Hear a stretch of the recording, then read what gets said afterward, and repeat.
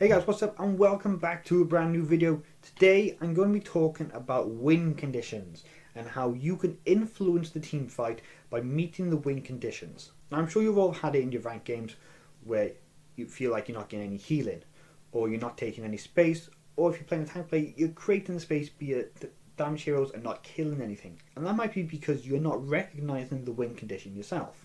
So for example, if the enemy team has a widow and your supporters are being picked off by the widow time and time again, well, first of all, that's your first win condition. The first win condition is keeping your support alive, because if your supports are dead, well, you got no healing and you are just screwed.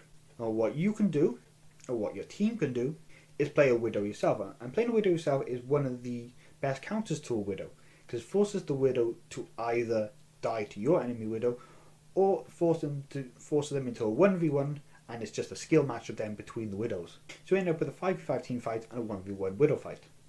If you're still losing the team fight, you then have to work out, okay, what is our next win condition? So let's say you're running a Reinhardt Diva and they're running a Reinhardt Zarya. Well, instantly they have a bubble advantage. So your Diva should then change to either Zarya, or your Reinhardt should change to a Winston. And you have to then change your play accordingly. So if you change to Zarya, you have much more frontline presence.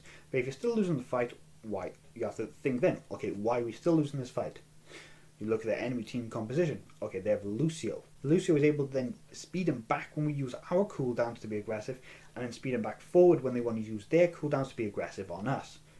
So one of our supports would then switch to a Lucio in order to counter that. Now that you have the Lucio and you're able to be aggressive on them, and when they speed back you can speed forward, but you're still losing the team fight, well, there's only one other condition that can be accounted for within the composition, and that is what the other DPS is. Let's say the Reinhardt, the Zarya and the Lucio on each team is equally matched. It's up then to your second DPS character. Remember, your first DPS character is still fighting the widows. The widows isn't in the team fight, but your second DPS still is.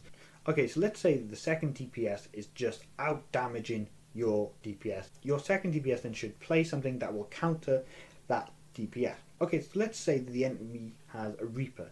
You can either play something like a McCree, who can flashbang him, or something like a May to isolate either one of the DPS, or the Reinhardt, which will prevent the Zarya from bubbling him, will stop the Reaper from engaging onto your front line. Once you eliminate the Reinhardt, your tanks can then focus with the Zarya, while your second DPS, your McCree, can focus on the Reaper. And it's simple things like this that will turn the fight in your favour. And it doesn't even have to be a composition swap.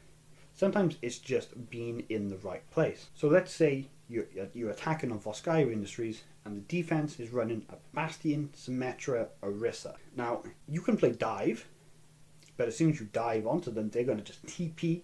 They're just going to teleport somewhere else and attack you from afar again.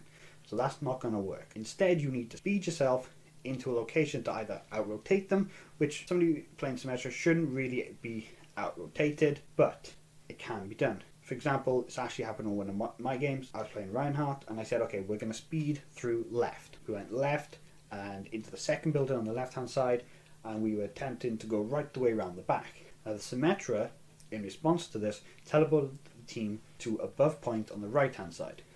So after she'd used the teleport, we then decided, okay, we're going to go back right around that little hut in front of point to the mega health room, and then we went up the stairs and killed the Bastion. Now, really, this shouldn't have been as easy as it was.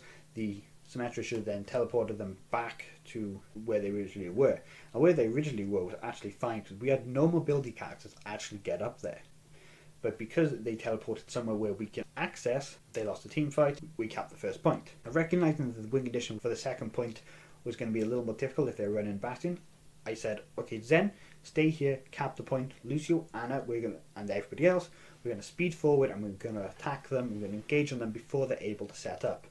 And of course, they'd had staggered respawns from the first fight, so by the time they were rolling out, we were already there waiting for them. Of course, the Bastion wasn't set up, they'd all come out in an odd order, so we were able to eliminate them one by one quickly, and by the time we'd done that, we'd capped the first point and we'd start capturing the second point.